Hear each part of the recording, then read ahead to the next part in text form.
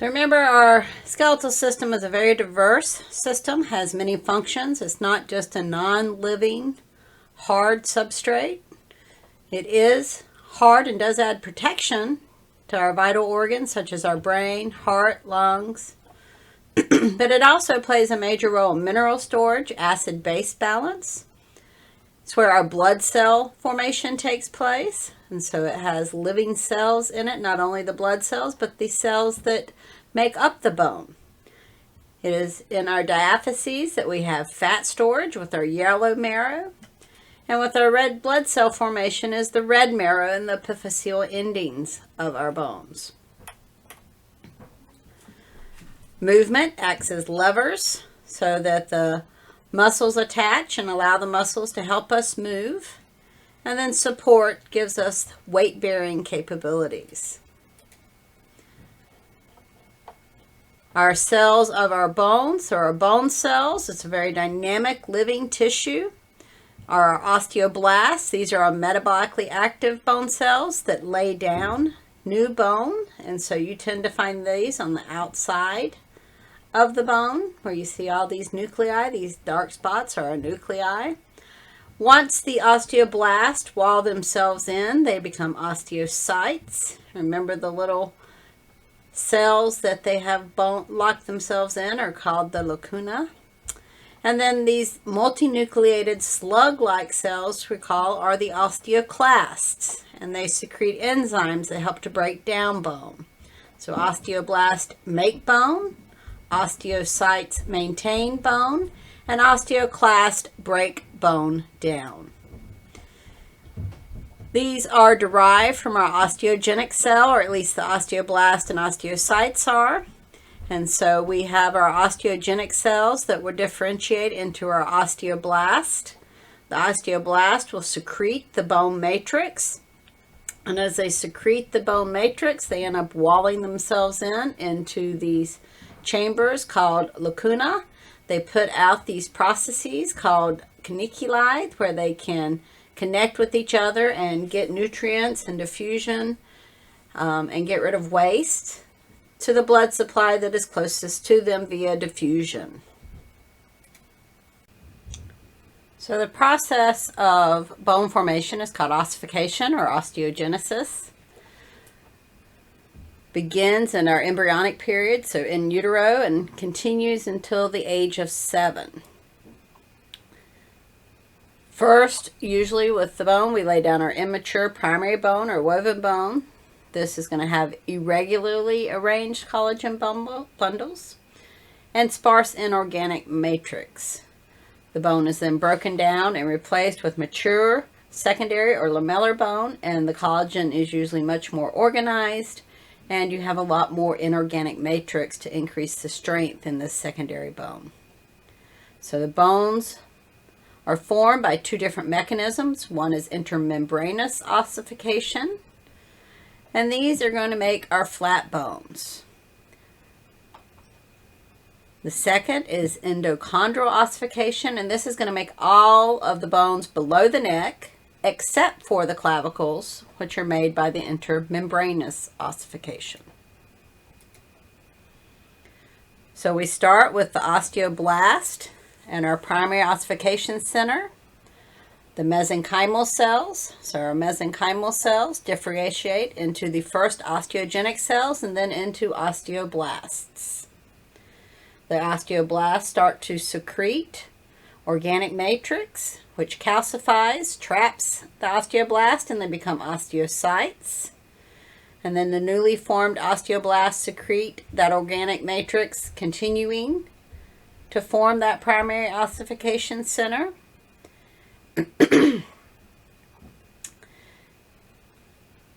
Once they start to enlarge the primary ossification center, then we see that they start to lay down trabeculae. So the osteoblasts continue to lay down new bone, forming the trabeculae of our early spongy bone, because remember, our flat bones are made out of an outer compact bone on either side, but it is filled with spongy bone. Over time, trabeculae enlarge, merge, forming larger trabeculae, You get mesenchymal cells surrounding this. They develop. The bone differentiates into the periosteum, so we get mesenchymal cells that will start evolving and developing the periosteum right next to that bone that is forming. And you get vascularization, so you start to get some invagination of vascularization. This will make the red marrow that will fill our flat bones. The osteoblasts within the periosteum continue to secrete our organic bone matrix. This becomes more heavily calcified than the deeper spongy bone and is remodeled to become a more mature bone to make that compact bone on the outer layers of our flat bones.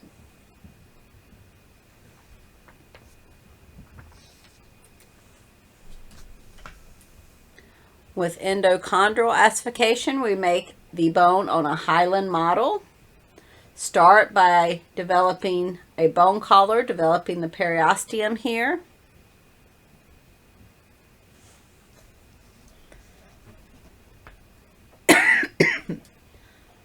Some of our chondroblasts and the pericardium here will differentiate into osteoblasts, which will then start making the bone matrix.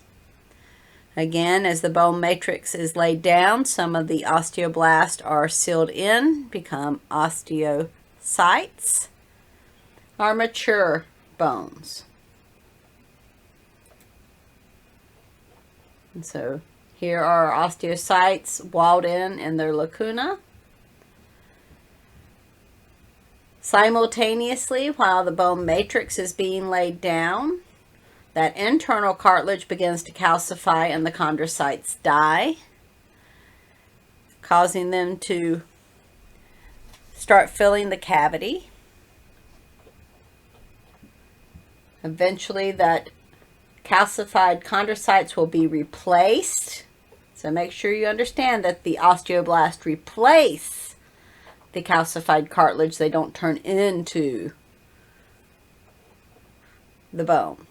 So osteoblasts replace the calcified cartilage with that early spongy bone.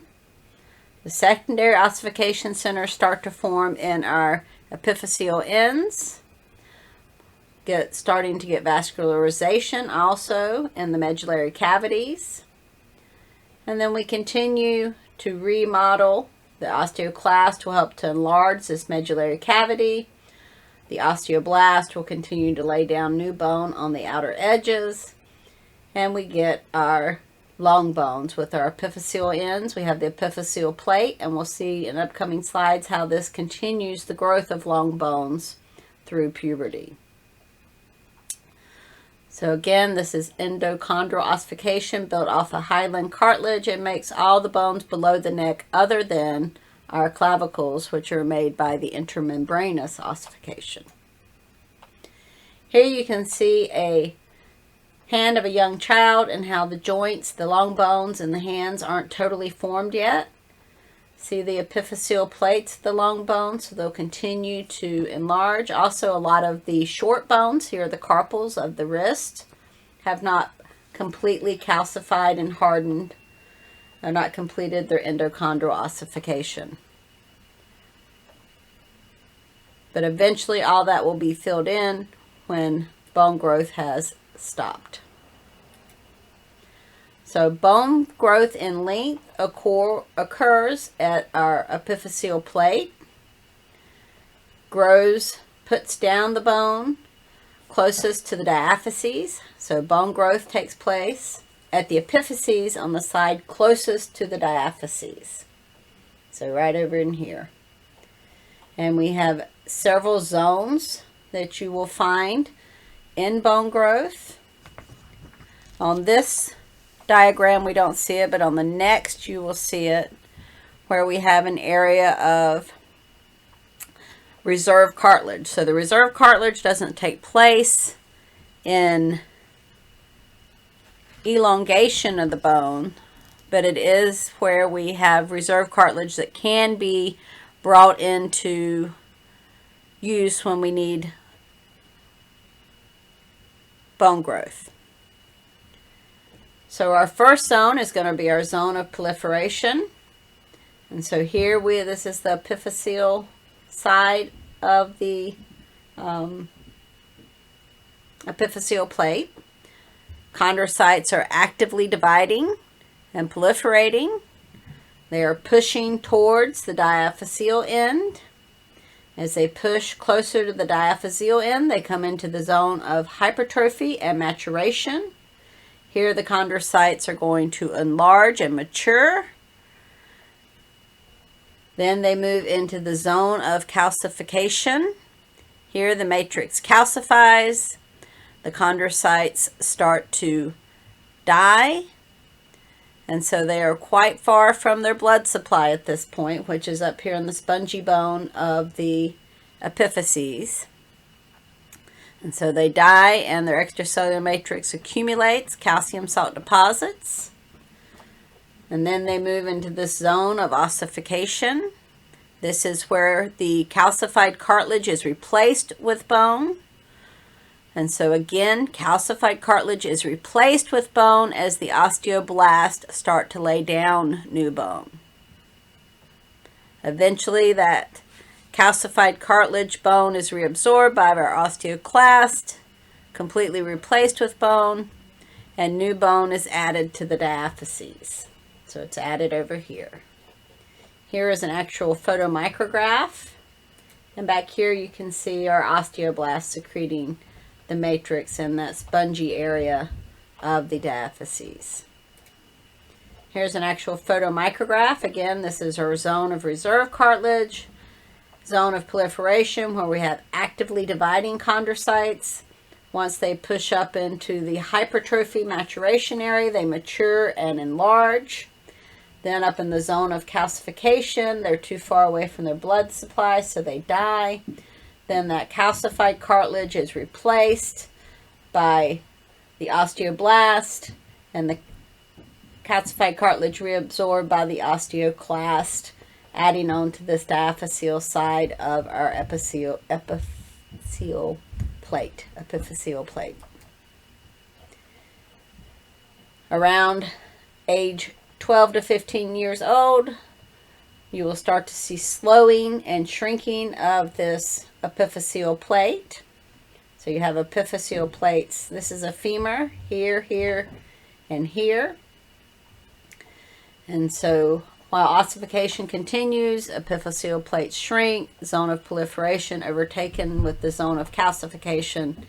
And then between 18 and 21, that whole epiphyseal plate will close into epiphyseal lines, and that is when growth stops, when those epiphyseal plates are closed. Not only do bones grow in length, but throughout life they will grow in width. Growth of bones in width is called appositional growth. And so here you can see how the bone will remodel and grow in width. On this side, you're seeing the growth in length. And so with the growth in width, the appositional growth, you get new circumferential lamellae. And then those deeper, older layers become circumferential, or the residual interstitial lamellae. And these continue to be removed or reconstructed into osteones as the bone is made and laid down on the width of the bone. Lots of factors can affect bone growth. Hormones play a major role. I want to point out now, these are hormones that affect bone growth. A little further into the talk, we will talk about hormones that affect calcium. Do not mix up the hormones of bone growth with the hormones of calcium regulation. So lots of factors play a role into bone growth. And the hormones that play a major role in this are growth hormone, secreted by our anterior pituitary gland. It increases the rate of cell division with the chondrocytes, increases activity of our osteogenic cells, and also directly stimulates osteoblast to trigger that appositional growth. because a lot of these hormones really come on in puberty. And so our puberty hormones, testosterone and estrogen, also affect bone growth. In males, testosterone helps that appositional growth because of the muscle mass that will also increase in males, helping the bones to become thicker so that they can help support the larger muscle mass. Increases rate of mitosis, leads to growth spurts in teenagers, and accelerates closure of the epiphyseal plate.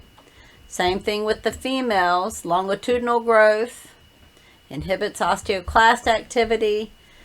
Females also have these growth spurts, but estrogen will actually cause the growth plate to fill and turn into epiphyseal lines much faster than testosterone, which is why females tend to be slightly shorter than males, because of that faster closing of the epiphyseal plates due to the higher amounts of estrogens in female. So growth hormone, testosterone, estrogen are all the hormones that play a role in bone growth. As we mentioned, appositional growth plays a big role in bone remodeling. Bone remodeling formed by new bone deposition, laying down of the bone, and removal, bone reabsorption by the osteoclast.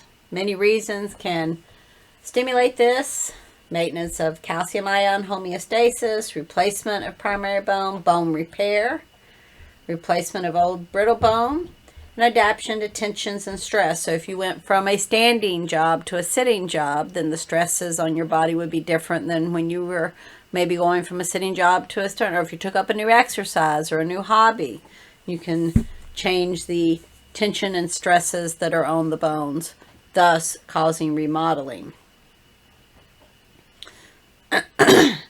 And it's actually said that your bone, your skeleton, is replaced every 10 years.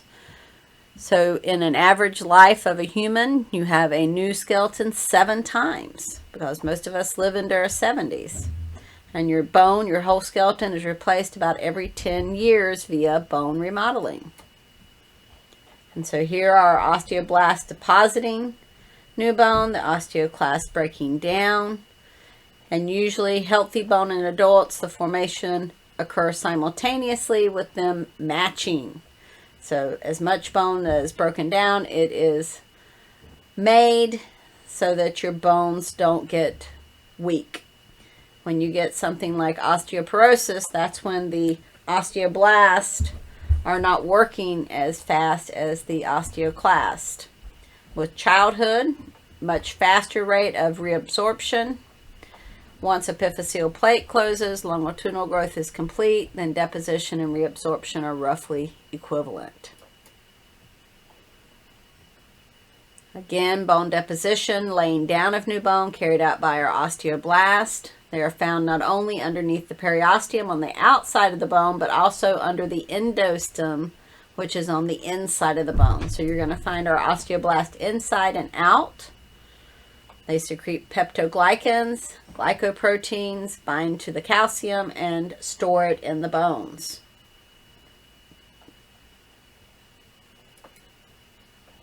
With our osteoclasts, they perform bone reabsorption by secreting hydrogen ions, basically putting out enzymes to break down the bone close to what hydrogen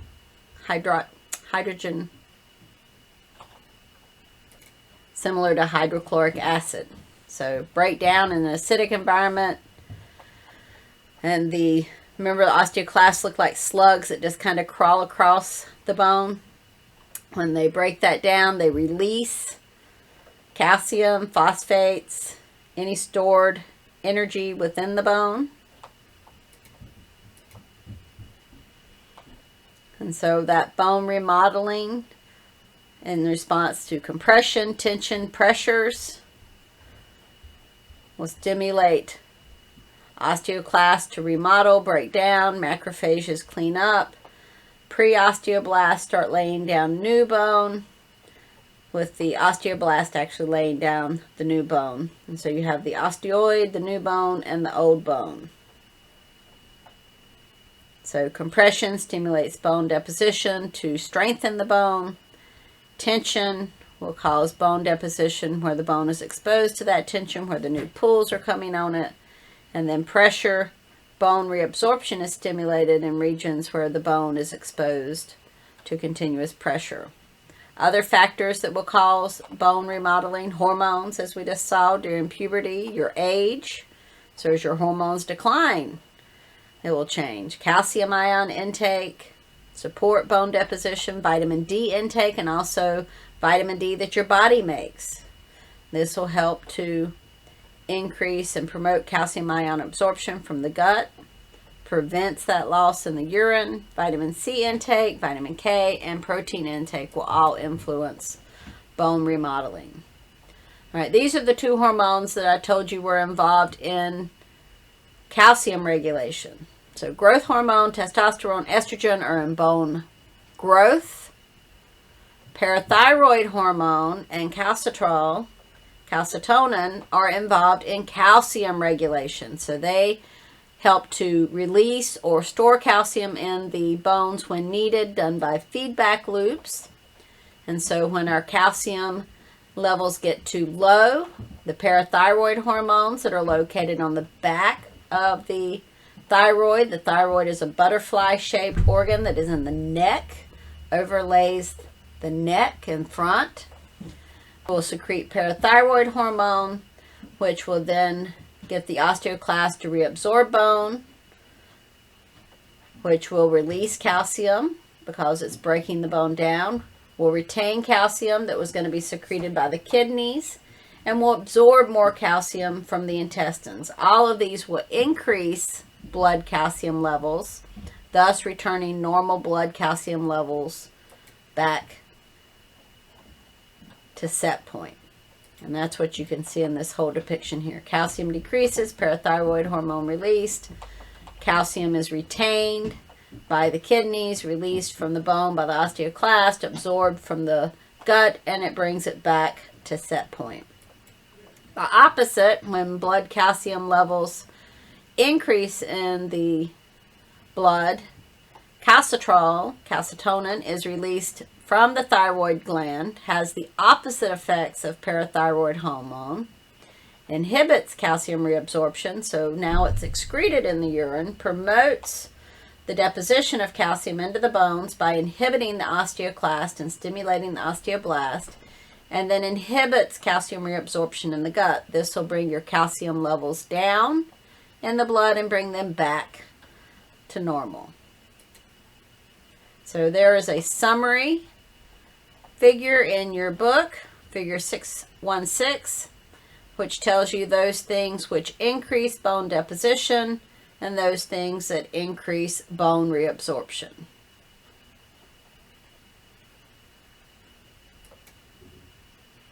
So bone repair is the last topic that we're going to cover. You have lots of different types of breaks and fractures in your bone. You can have a spiral, which would result from twisting forces. And so here's a spiral fraction, usually in a diagonal. Can have compression. These are usually in the spine where a small bone is crushed. Can also happen in the ankles, would be another place you might see that. Commuted fracture is where the bone is shattered into multiple fragments, usually very difficult to repair. An avulsion over here, this would be a lot of times in the ankle. It's where a tendon or ligament pulls off a fragment of bone, and so often seen in the ankle. A green stick fracture. It's where the bone breaks on one side but only bends on the other side, so it's not a complete break. Observed usually in young. Green twig is bent, common in children, which bones are more flexible. And then finally, you can have an epiphyseal plate break that involves at least part of the epiphyseal plate being dislodged in young children. This may interfere with growth when you've disrupted that epiphyseal plate. All of these are repaired in the same manner. First, at the break, a big hematoma forms. So we get the hematoma, fills in the gap between the bone fragments. Masses of blood and protein That's why the bone break gets hot, red, painful, tries to keep you from moving it. Once the hematoma is formed, then the macrophages, phagocytes come in and clean it up. Fibroblasts come in and chondroblasts infiltrate the hematoma, form a soft callus, start laying down hyaline cartilage and connective tissues. And so this will make our soft callus. Once the soft callus is laid down, then our osteoblast will come down and replace that soft callus with a hard callus. So a collar of primary bone put down, and that's why up to a year or two after a break, you can still feel a little knot at the area of break. And if you ever fell and injured yourself again, you probably break somewhere else, because this is a thickened area of bone and is not likely to break again until it is completely remodeled. And so for up to 2 years, you can have remodeling of that bony callus with our osteocytes and our osteoblast, remodeling and replacing and putting down that secondary bone that is much stronger than that primary bone that was in the bone collar. All right, so that's what I have today. If you have any questions, be sure to let me know. I look forward to talking to you and seeing you. Have a great one.